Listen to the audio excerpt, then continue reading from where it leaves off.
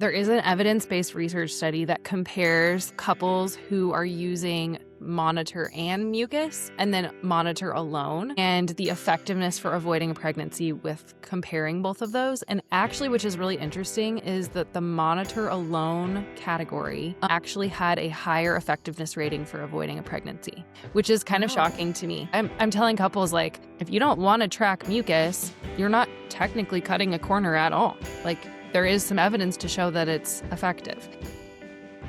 Welcome back to the Truth and Fertility podcast. I'm Haley Yeager. Today, I'm sitting down with Laura Golden. I always called you Laura Foley. You're not Laura Foley anymore. You're Laura Golden. But the reason I actually almost called her that is because I've known Laura for, what was that, 10 years ago, 10 plus years ago. You were my focus missionary at Arizona State. So that's how we knew each other. And we both kind of entered into this world of fertility awareness, NFP stuff. Well, for me, post-graduation, for her post-focus. And Laura teaches, I believe you started out teaching Creighton, but now you're really focusing on the Marquette Method. So I'm really excited to pick your brain about that because I get so many questions about Marquette. So I just am excited to pick your brain about it. But Laura, why don't you go ahead and introduce yourself, your family, whatever you want to say, and then we can get rolling. Yes, awesome. I'm super excited to be here, Haley.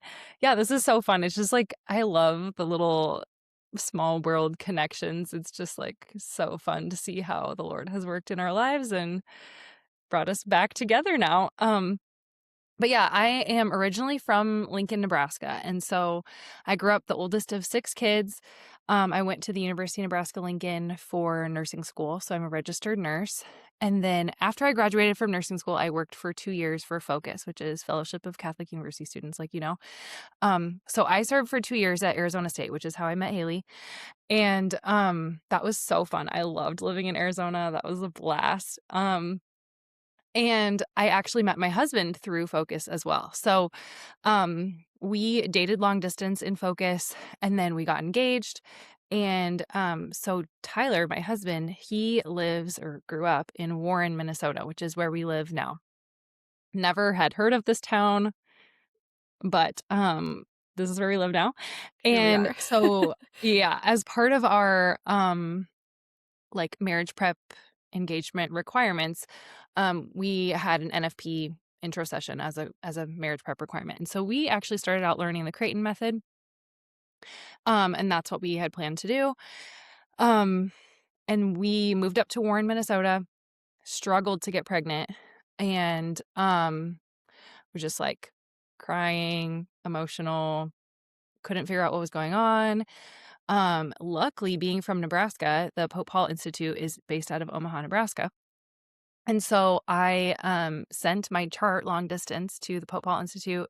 Can you stop right there really quick just to explain for our listeners that don't know what the Pope Paul VI Institute is? Can you talk a little bit about what that is? So the Pope Paul Institute is Dr. Hilgers, who is the doctor who did a ton of the research behind the Creighton model fertility care system, which is a mucus-based natural family planning method. So he has a clinic, which is an amazing clinic, and they dig to the root cause of hormone and fertility issues based on they look at your Creighton model charting, and they're able to run labs and tests at different times in your cycle based on what biomarkers they're noticing in your charting.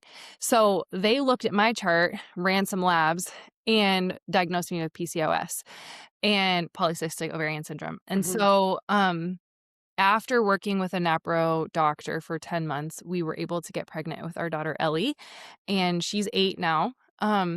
And now, because of working with a NAPRO doctor, I have my PCOS much more managed. And so we actually have 4 kids now. So we've got Ellie, Harley, Graham, and then Zach, who is 7 months old. And I realized through this process that there weren't very many NFP instructors in our area. And so after Ellie was born, I got trained to be a Creighton model fertility care practitioner. And so that was in so I've been teaching Creighton since 2019. And then after our third, Graham, was born, I had a lot of friends who were just telling me how much they were enjoying the Marquette Method. And so I was like, well, I'm a nerd. I love this stuff. I'm just going to try this out. So I did actually both. I did Creighton and Marquette, which is not really a recommendation to do 2 methods at the same time. But because I was a nerd and I was an instructor, I was like, I'm going to do this. And so I charted 2 methods postpartum after our 3rd baby. And I was like, whoa, I love this too. This is great. And there was also no Marquette instructors in our area.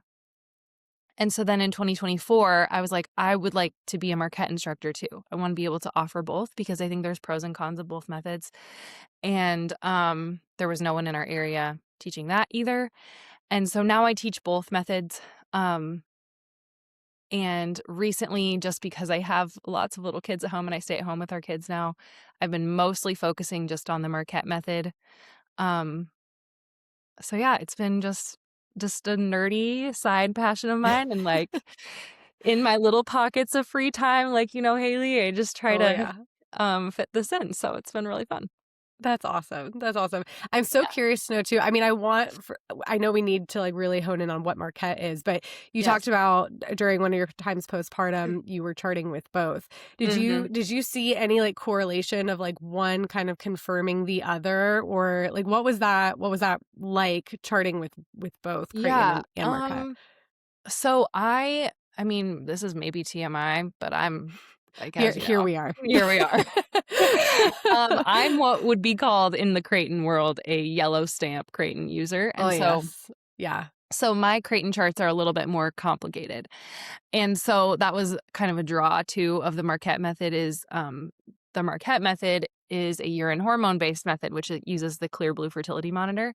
And this monitor has the ability to track rising estrogen and luteinizing hormones. And so it can only tell you 3 things. It says low, high, or peak. And so I was kind of feeling, especially after our 3rd, I was feeling pretty overwhelmed with having 3 little kids. And I was like, I need something that is a little bit just more objective. And so just the fact that it could only tell me 3 things was really nice. I do feel like there was a lot of comparison. Like I wasn't unhappy charting with the Creighton model system. And I did that after our first 2 kids postpartum. But I think I just wanted the pressure to be off of me. Like I was like, I can observe my mucus, but I kind of wanted something else to blame. I wanted to be like, the monitor said that I was high today. So like it wasn't me being like, yeah, I saw mucus, we're fertile today, whatever. I just wanted to be like, I need to blame something else. The monitor says it. Maybe that's silly, but no. And also for those that are we talked about yellow stamps. For those that aren't aware of what that is, that just means you have mucus pretty much all the time. And I'm in the same boat too. I think PCOS, it's very, very common to just have mucus all the time. So with, with Creighton, you're using yellow stamps. So I want to get into Marquette now then, especially in those tricky scenarios where either you're postpartum or you have mucus all the time or things aren't super cut and dry. What are the basics of the Marquette method? You talked about the ClearBlue monitor, and you show, for those of you watching on YouTube, you could see the ClearBlue monitor. This is the ClearBlue. She's holding it up now. Yep. And I believe you're still charting mucus too with Marquette. Is that right? You can. Okay. It's actually optional with the Marquette method. I think a lot of people think the Marquette method is only the ClearBlue fertility monitor. That's actually not the case. So ClearBlue fertility monitor is why a lot of people do come to the Marquette method, because they're looking for a urine hormone-based method. But you absolutely can. You can even only track your mucus if you'd like to and apply the Marquette algorithms. You could also use temperatures and track temperatures and apply the Marquette algorithms. I would say most common, like 99% of my clients are using ClearBlue fertility monitor. But you can use mucus and monitor. You can use temperature and monitor. You can use monitor alone. It's kind of whatever you'd like to do, but you're applying the Marquette algorithms alongside with it. So, gotcha. Yeah. So maybe just some basics of like how you would That's do where this. I was going to go. Yeah. Like, what does a day in the life of a Marquette user look like? Yeah. It depends on if you're postpartum or if you're regular cycles, because those protocols are a little bit different. But this monitor, what you do is when you set up a brand new cycle, you pick a 6-hour testing window and you're going to collect a sample of urine during that same 6-hour testing window. So I usually pick from 5 a.m. to 11 a.m. is my testing window typically. And you need a 4-hour urine hold to have a high enough urine concentration for this to be accurate. So that's another reason I pick that morning time, because typically, hopefully, if my kids have slept through the night or I've slept at least decently, then I'm waking up for the first time during that 5 a.m. to 11 a.m. time frame. And then I go to the bathroom right away, collect a sample of urine, and then you're using a testing strip. Looks like this when it comes in the package. And you're dipping your testing strip in your sample of urine, and then you're going to put your test strip in the monitor.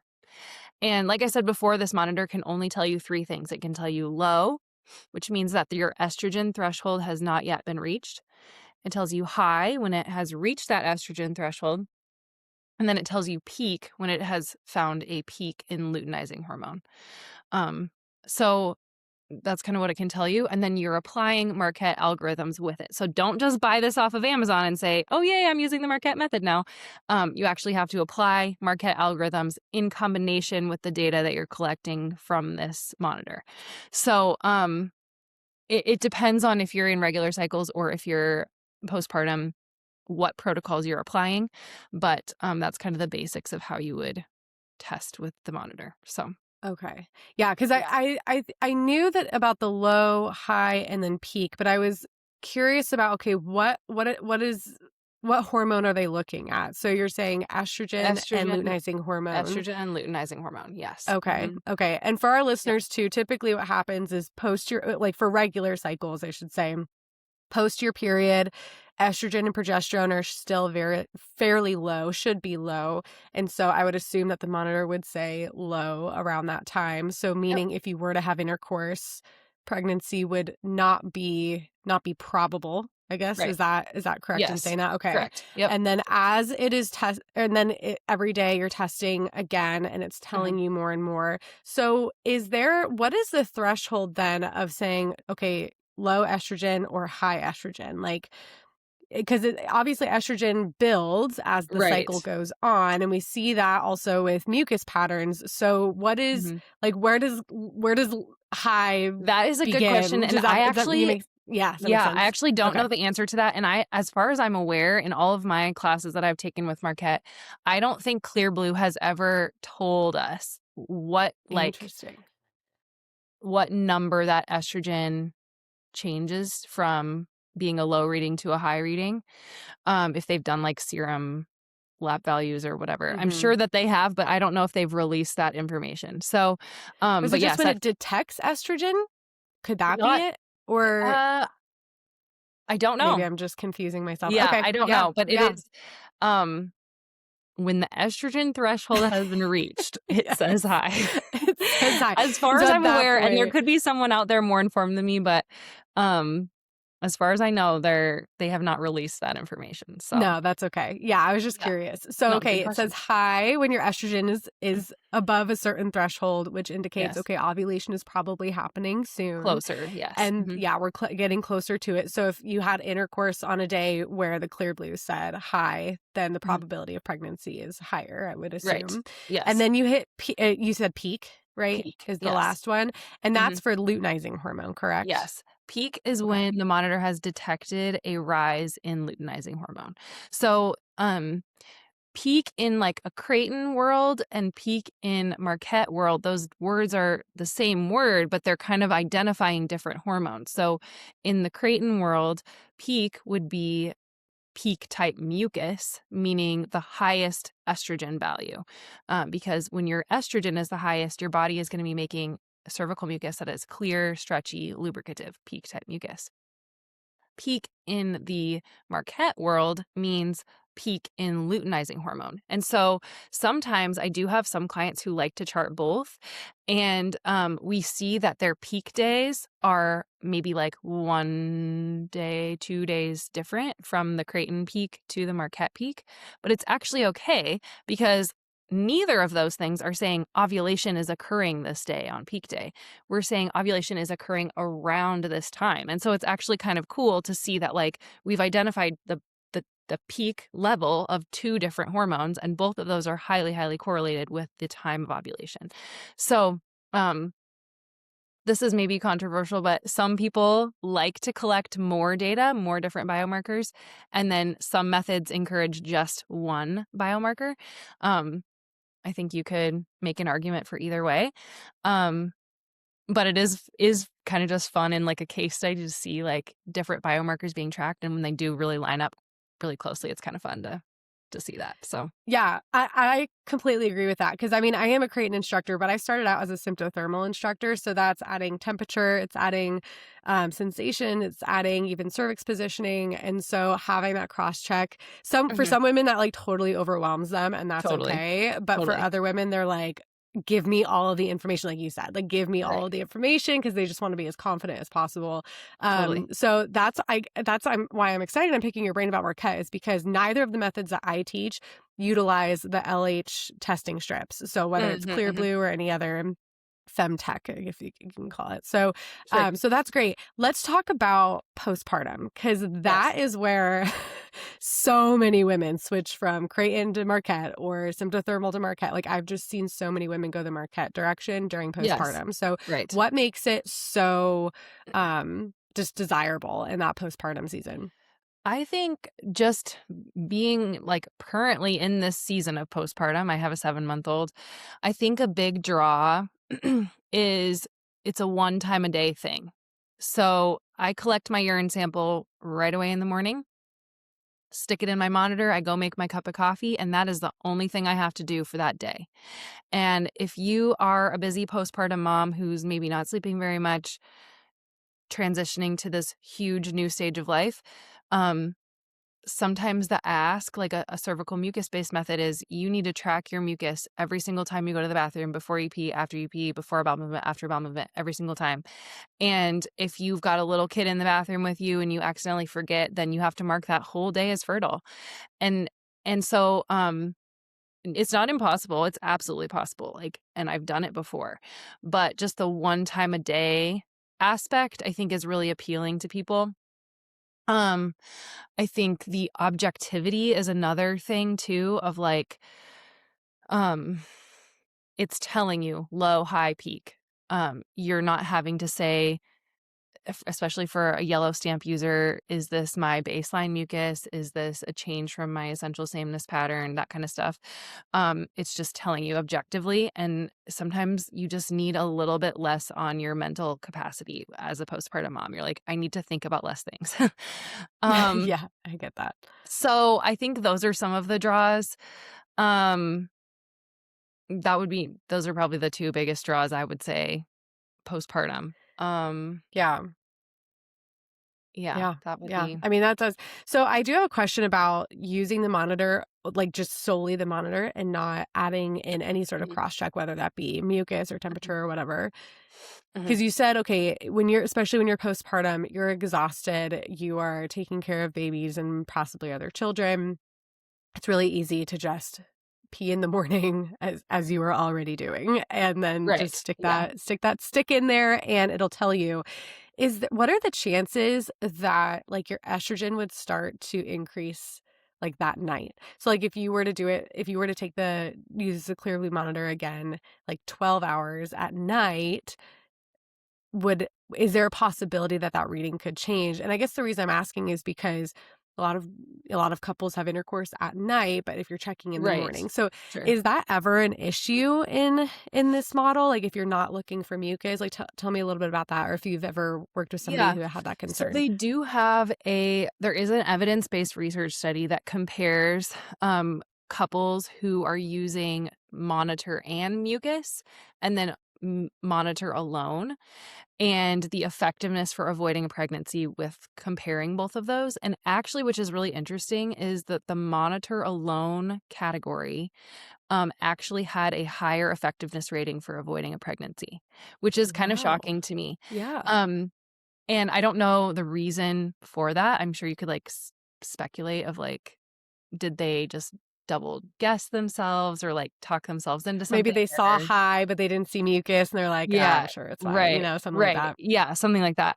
So there is evidence-based research to show that using the monitor alone. So I'm telling couples, like, if you don't want to track mucus, you're not technically cutting a corner at all. Like, there is some evidence to show that it's effective. So that would be one thing.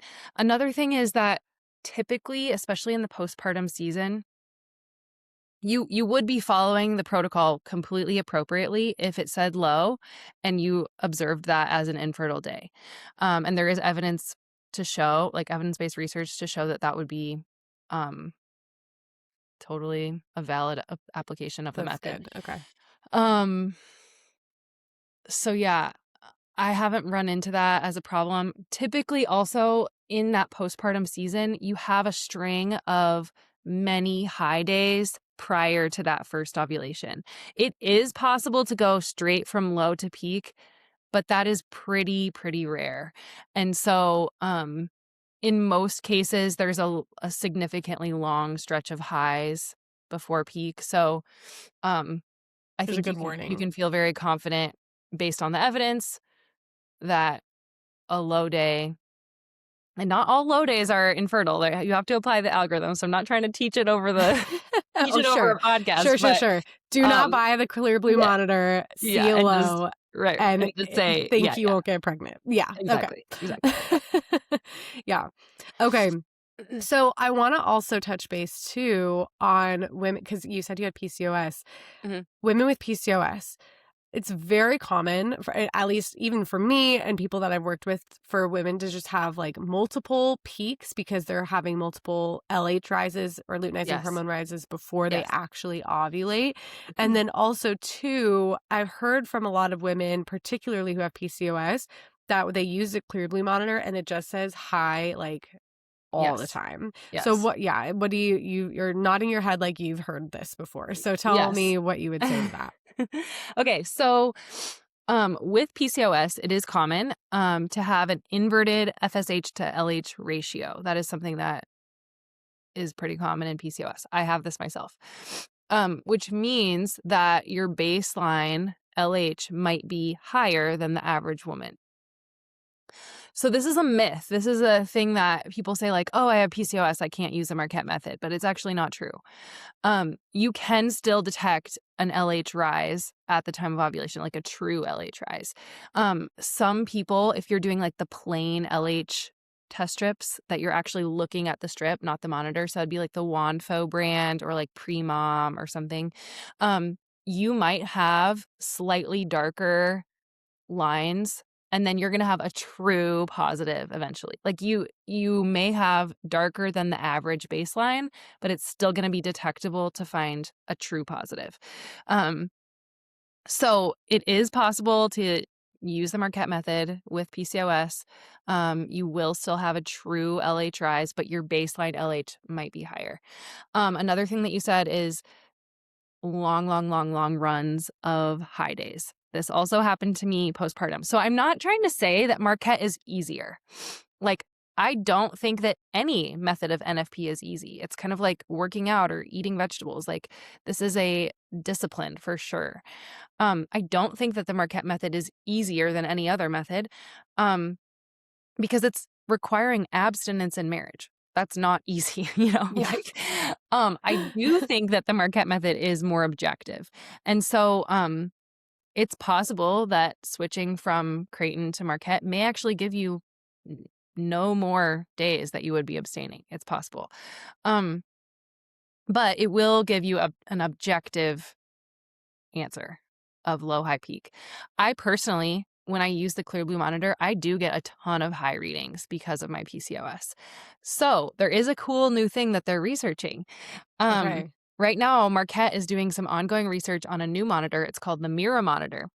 Okay, I wanted to ask you Yes. about this because I've had so many questions about this. I'm like, Okay. I don't know. So they're doing ongoing research on this, and they have provisional protocols right now for this monitor. The provisional protocols, they have not yet been proven for efficacy. So you kind of have to use them with that knowledge in mind of like there's not these evidence-based research studies like there are with the ClearBlue monitor, but what the research that they're finding so far is robust enough and they're encouraged enough by it that they're like willing to say, here's these provisional protocols if you would like to use them. I don't recommend this monitor to everyone, but the people that they are kind of encouraging this monitor may be a good fit for is people with PCOS who constantly have high readings. Because this monitor, when you're using this is the test strip that goes with this monitor. This monitor tells you a quantitative number. So it's saying your estrogen is 87, your LH is 4. It's saying a number every day. And so then the provisional protocols have a threshold that is an actual number that says, okay, if your estrogen is above this number or below this number, it means that. And so, so people with PCOS, could be possibly a good fit for. Another cool thing about this monitor is it doesn't have that 6-hour testing window. You can insert a test at any time of day or multiple times a day.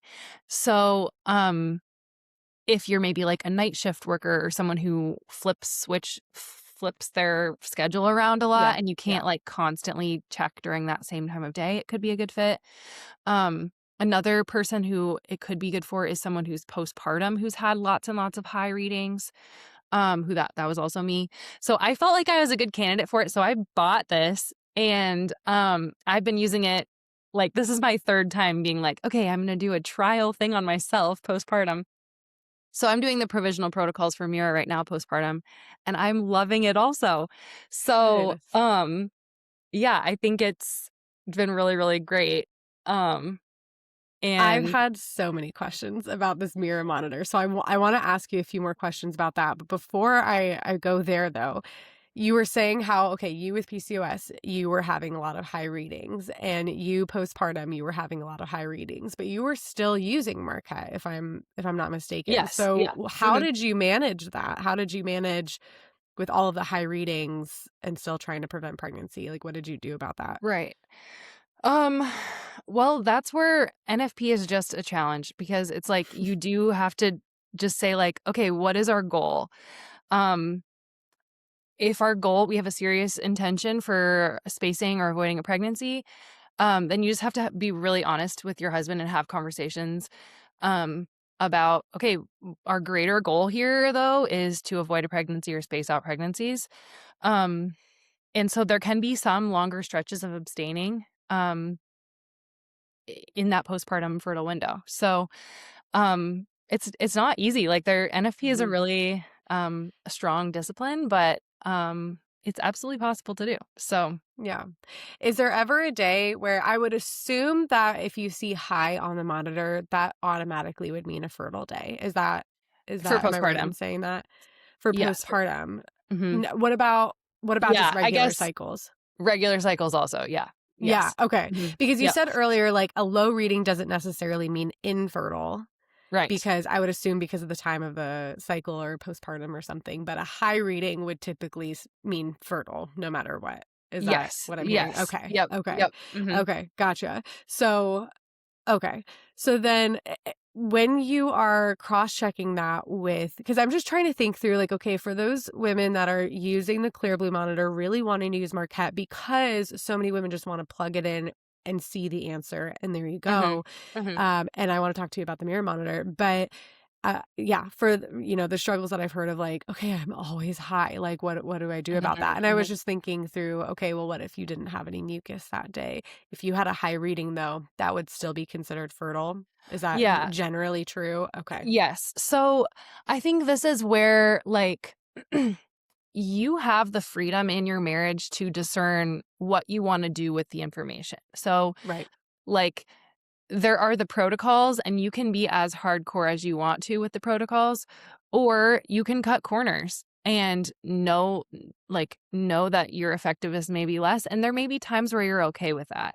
So it just kind of depends on your own discernment in your marriage of like, how serious is our attention to avoid right now? And how comfortable are you with your own biomarkers and tracking and like, if that makes sense. Like, Yeah.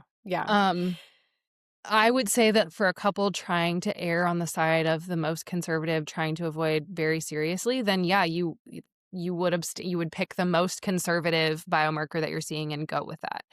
Um, but not all cases are as serious or Sure. couples feel as strongly for whatever. So, Yeah. um, It's funny. What I usually say is NFP is as effective as you want to make it. Like, absolutely. because Yeah.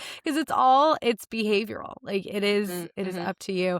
And I won't say her name, but I was chatting with a good friend of mine. I was kind of counseling her in some things with her cycle. And I asked her, in the Creighton method, peak plus 3. So you would find your peak day based off of your mucus, and then you would want to wait 3 full days. So peak plus 3 would be the 3rd day after peak day. You wouldn't want to consider infertility until the end of the day on the 4th day. So she was kind of concerned, like maybe she was pregnant. So I was kind of asking her a few questions, and I said, "Did you have intercourse on any days that were fertile?" And she said, "Well, peak plus 3." and, Mm-hmm. and I'm like, okay, let's chat about that. And I said, okay, here's the statistics, right? At least in the Creighton world, in the NAPRO world, 95% of the time, ovulation is going to happen from 2 days before to 2 days after peak day. But there is that 5% of the time where ovulation can happen from 3 days before to 3 days after peak day. So I'm like, if you want to use any day and you're married, that's great. Use any Totally. day, 100%. But if you want to use peak plus 3, just know that your probability of ovulating on peak plus 3 is about 2.5 to 5%.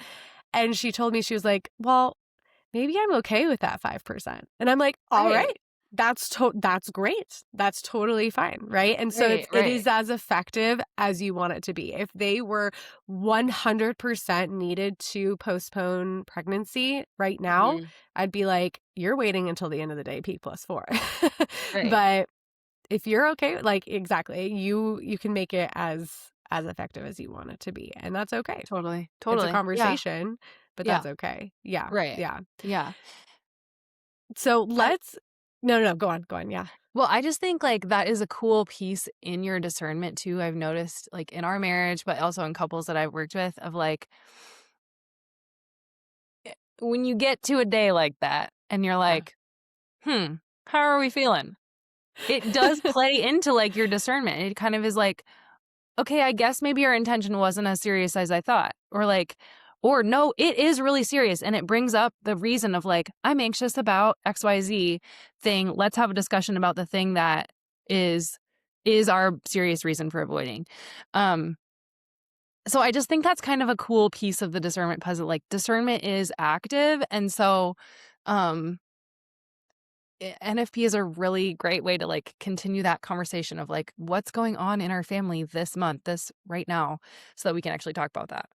Yeah, yeah, exactly. It's a conversation, right? It's Mhm. not Mhm. an end all be all. It is a conversation for sure. Yes. So, Yeah. yeah, and that really is a beauty in it. Like for some people it's just like they want the answer and that is it and that's what they're going to do. Uh-huh. That's great. But Mhm. there is beauty, I think, in that consistent conversation. And that also builds muscles between you and your husband too, of Totally. being able to have that conversation well. So yeah, that great. Mhm. Um, Mira Monitor. Okay. Yes. So you said you're currently using that. Yes. Am I right in saying that it tests more than just estrogen and LH, or are those still the only two things that it It tests does for? depend on the wand that you buy. So, Okay. I am personally just buying the wand that does the FSH and LH. You can buy more expensive wands that look into, Wait, is it or sorry, FSH or is it sorry, I estrogen? said that wrong. Okay. Estrogen and LH is what Got I'm it. buying. That's the ones that I bought. But you can get ones that do FSH, and you can also get some that do progesterone. Amazing. And there's different combinations of those. So, yeah, they do recommend right now, if you're going to use one type of wand, to stick with that for the whole cycle. Unless, like if you're using the Marquette provisional protocols, stick with one wand the whole time, because there can be a slight variation between the numbers for different wands. So if you're mixing and matching between different types of wands, you could get some wonky numbers. Um, But yes, it does have the ability to check out other hormones as well.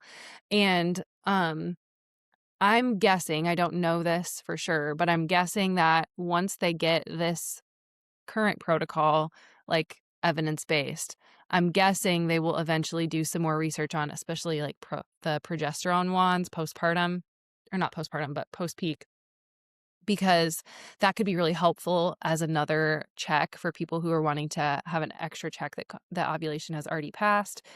Um, they do currently have a research study on the Prove urine test strip. That's another one-off strip that you can buy. It's a urine test strip for checking progesterone post-peak, and there is a Marquette study on that. But there, as far as I'm aware, there's not a Marquette study on the progesterone wands for Mira yet, but I'm sure that's coming. So it's kind of fun. It's kind of like cutting edge. I feel like, Yeah, like real time. yeah, I mean, if you're okay with being part of the test group and like using provisional protocols, I think Mira is really cool. It is significantly more expensive than ClearBlue. So that is one thing. Marquette instructors do have a discount code, which significantly cuts down the cost, which is how I justified it personally. Um, but yeah, I kind of feel like once this research study is published, I think there's going to be people who jump from ClearBlue to Mira, just So because it's the newest thing. will Marquette then have protocols for ClearBlue and for Mira? Like, will they adopt Mira just as they've adopted ClearBlue for their I mean, protocols? they already have a provisional protocol, so I'm sure, like, I don't think they're going to get rid of their ClearBlue monitor because people are going to want to still use that, I'm sure. Sure. And just for price point too, of like, if you want a different budget option, um, I'm sure they'll just have an evidence-based Mira one and an evidence-based ClearBlue one, and then, whatever future comes down the line. Yeah.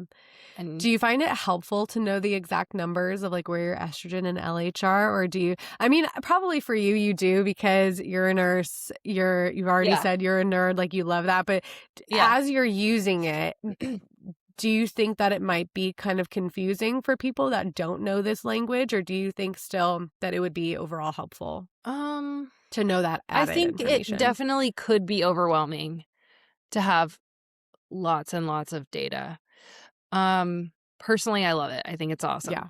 Um, but I don't think it's like super confusing because it's like there is one estrogen threshold number and it's like, are you above or below it? That's not the whole protocol, but like, it's not like rocket science. You're not like doing sorts of math and like, Right. it's like you're applying the protocol, looking at the numbers. It's not, I think it could be overwhelming, but I don't think in general most people are feeling super overwhelmed. I Yeah. do see the overwhelm when you've got lots and lots of biomarkers, because then you're like, which one do I go with? That sometimes I do find overwhelming for some clients, but some clients thrive on that. They're like, I Right. love all of the information. So it's kind of just Right. like you have to know yourself. And it's kind of cool too of like you're not put into a box of, okay, NFP equals doing this one thing every day. It's like you can find the method that fits your lifestyle the best, fits your season of life the best, your fertility goals the best. Um, so I think there's kind of a freedom in that of like finding Yeah. what really will serve you. Yeah, the best one is the one you're gonna use. Like, Totally. Yes. hands down. If you're gonna use Yes. it, great. You can keep Right. going with that one. And Exactly. yeah, and it is true. Like some women really do love the complexity of things and like having those cross checks and having that. I was just talking to another friend of mine who is very much in the perimenopause phase and is really trying to Mm-hmm. navigate that phase. And so she's one of the ones that was like, do I do the Mira monitor? Do I not? Well, and she actually did. I need to talk to her about it still, but I know that she did end up The Mira, buying it. yes. Yeah, the Mhm. That's another Mira scenario monitor. that Mira is gonna be, I think, very hopeful for. Yeah, yeah, because that's also very like postpartum and perimenopause are both just very Similar. tricky times. And so, yeah, so Agreed. I recognize how having just a monitor tell you what the heck is going on can be so helpful. Also, Mhm. too, You said it might, or does it currently test progesterone, or is that like coming soon? Yes, you can buy the wands right now that Okay. do test progesterone. That's huge. That's Mhm. huge because, I mean, that's why women take their temperature. So, I mean, I know you know this, but for our listeners, your Mhm. temperature will rise as your progesterone rises. It's a thermogenic hormone. So that's why, some women will take their temperature. When they start to see that temperature rise throughout, a couple days, they can know, okay, I am past ovulation. It's not going to happen again. So the rest of that cycle is considered infertile. And Mhm. so the fact that this monitor can tell you that, or it can at least tell you that progesterone level is huge. I mean, that's a big deal for a lot of women just to know. Yes. Like, and that even just is confidence in the rest of that cycle, no matter what you see, is infertile because you don't ovulate on 2 different days. So Right. that's a big Yeah, deal. I think that's a really cool thing. There isn't currently, as far as I'm aware, there is no like threshold that Marquette has given for progesterone rise with the Mira Monitor. Okay.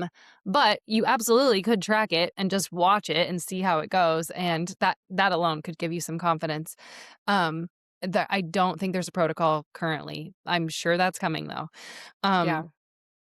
But I totally agree that like for a couple who's really, really seriously trying to avoid, you find peak, get your a progesterone rise, like that's 2 levels of confirmation, and I think you could have a lot of peace of mind with that information. So I think it's kind of an exciting Yeah. piece of information to have. Well, I'm like totally, I'm sure, putting the cart before the horse because you have to wait till the smart people do the research and like Totally. tell us when to go. But I'm also thinking too, like, could this replace blood work? Like, there's so many women, especially in this restorative reproductive medicine world, that they're getting blood work on like peak plus 7 days after peak to understand their progesterone levels Yeah. or even identifying estrogen levels in the beginning of their cycle to help to look for a possible PCOS because you have estrogen dominance. So do you think that is I a help there? I bet in the future, possibly. Okay. I think that would be a Again, question I'm for like a running. doctor, but I'm running with this stuff. It's totally. really But I cool. think like I don't think that's out of the realm of possibility at all. Yeah. I'm guessing current doctors are still going to order labs. But Sure. Yeah. I don't think that's out of the realm of possibility in the not too far away future. So, Yeah. I know Yeah. it's crazy It's to think like amazing. even the fact that these monitors exist now, I'm Right. like, dang, we live in a cool time where And think we about have too, all sorts of just technology. exactly. Like our grandmothers and our great grandmothers, Mhm. they were the ones using the calendar. Like that's all they Totally. had was the calendar Mhm. up until the 70s. Like that is all they had. And now we're only 50, 60 years from that. And we have this monitor that you can pee in. Well, you don't pee in it, but you pee on a Right, stick yeah. and stick it in. And it tells you where Right. your estrogen progesterone level. I mean, that's truly amazing. I mean, it really Yes. is. So Yeah, I yeah. know. Yeah. Yeah. I You just and I can hope nerd out a like lot. my little goal, I feel like right now, an area that needs more research is the perimenopause transition.